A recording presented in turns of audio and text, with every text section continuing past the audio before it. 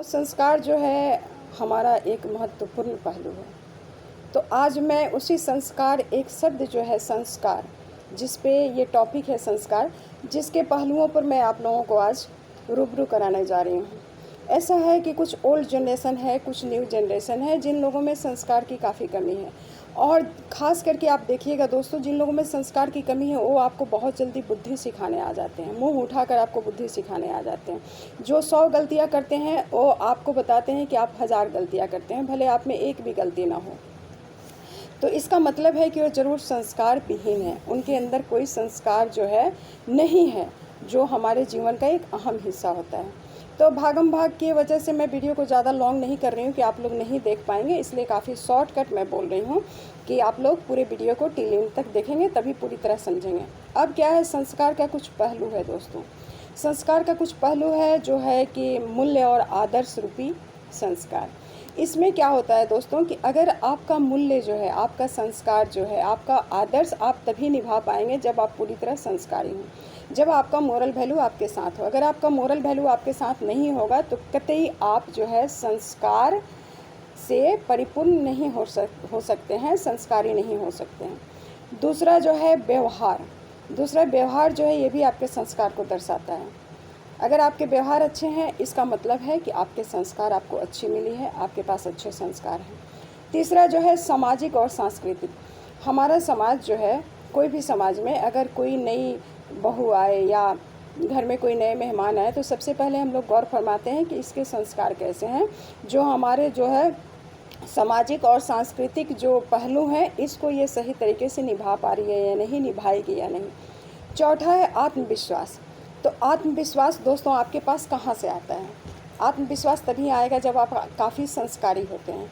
जब आप अगर संस्कार विहीन हैं तो आपके अंदर आत्मविश्वास कभी नहीं आएगा, आप सांस्कृतिक कभी नहीं हो सकते, आप मूल्यवान कभी नहीं हो सकते हैं।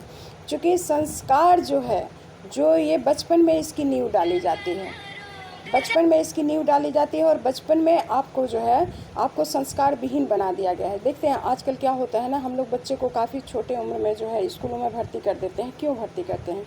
कि वो कुछ भी ना करे तो एटलीस्ट संस्कार सीखे, है ना, कि स्कूल जाना है, टीचर को गुड मॉर्निंग बोलना है, हेडमास्टर को गुड मॉर्निंग बोलना है, टिफ़िन शेयर करना है, टिफ़िन शेयर करके खाना है, मैंने इत्यादि इत्यादि जो भी अनेक तमाम जो संस्कार जो है ये स्कूल जाकर सीखे।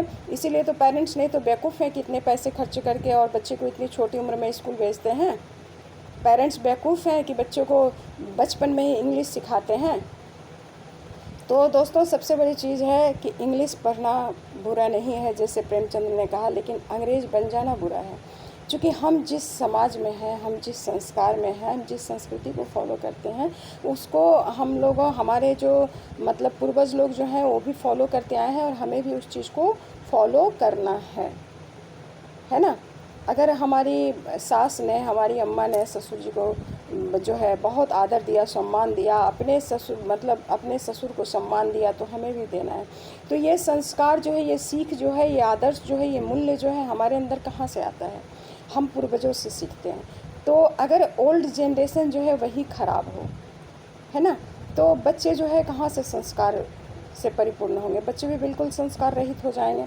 तो ये संस्कार जो है हमारे मूल्य को प्रभावित करता है, आदर्श को प्रभावित करता है, हमारे समाज को प्रभावित करता है, हमारे जनजीवन को प्रभावित करता है और हमारी संस्कृति को भी प्रभावित करता है। तो सबसे पहले आप संस्कार से परिपूर्ण हो जाएं और अपने गिरबान में झांककर अपनी गलतियां निकालें, अपनी गलतियां देखें।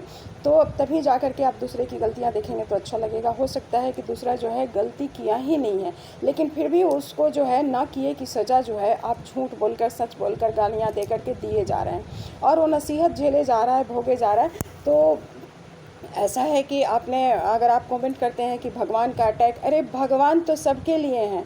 अगर तुम्हारे झूठ के लिए भगवान अटैक कर सकते हैं तो तुम्हारे सच्चाई के लिए अटैक नहीं कर सकते हैं? तुम अगर झूठ बोलकर अटैक करवा सकती है तो मैं सच बोल रही हूँ तो तुम पे अटैक नहीं होगा।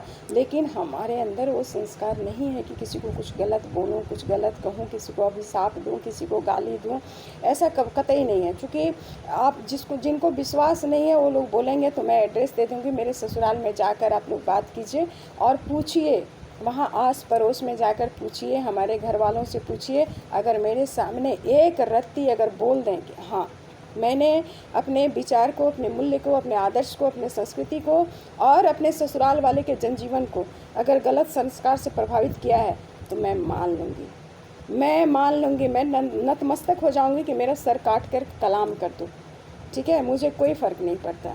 क्योंकि मैं ज़िंदगी बस इतना के लिए ही जीती हूँ कि मैं समाज का एक अहम हिस्सा हूँ, एक पहलू हूँ और समाज कुछ हमसे अच्छी चीज़ें सीखे, अच्छी बातें सीखे, गलत बातें ना सीखे।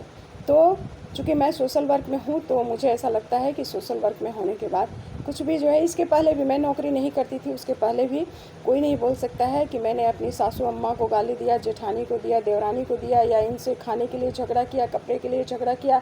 मेरे पति ही सब कुछ कर रहे हैं लेकिन मुझे कुछ नहीं मिल रहा। लेकिन कभी मैंने एक अल्फ़ाबेट नहीं बोला, या कौन काम कर रहा है, नहीं कर रहा है, छोटी कर रही है, बड़ी कर रही है, नहीं कर रही है, सब मुझे करना है। That's all right, no problem at all. मुझे कोई फ़िक्र नहीं है, कोई चिंता नहीं है, क्योंकि भगवान ने हमारे अंदर ना इतना कुव्वत दिया है कि मैं कायनात में सबसे अलग हूँ और अलग ही होकर रहना भी चाहती हूँ। कायनात वाले ना आज तक उंगली उठाने में ना 10 बार सोचेंगे कि किसके ऊपर उंगली उठा रहे हैं। मैं अपने प्रतिष्ठा से नहीं जीती हूँ, मैं अपने पति और अपने बच्चों की प्रतिष्ठा से जीती हूँ कि मेरे बच्चों पर कोई उंगली ना उठाए, मेरे पति पर कोई उंगली ना उठाए।